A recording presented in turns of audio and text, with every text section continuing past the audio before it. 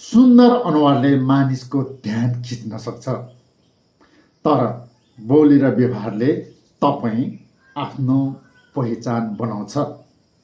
अनुहार हाम्रो रोजाइ होइन, तर बोली व्यवहार हाम्रै रोजाइ हो।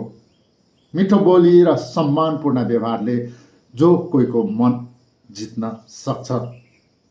अन्त्यमा मानिसले सम्झिने कुरा रूप होइन, तपाईँले दिएको सम्मान, तपाईँले देखाएको व्यवहार हो। त्यसैले राम्रो देखिनुभन्दा पहिले राम्रो बोल्न र अरूलाई असल व्यवहार गर्न सिक्नुहोस्।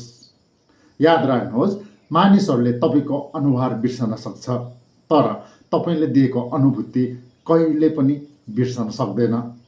यदि तपाईँ पनि यो कुरामा सहमत हुनुहुन्छ भने यो भिडियोलाई लाइक गर्नुहोस्, कमेन्टमा आफ्नो विचार राख्नुहोस् र यस्तै प्रेरणादायी सामग्रीको लागि मलाई फलो गर्न नबिर्सनुहोस्।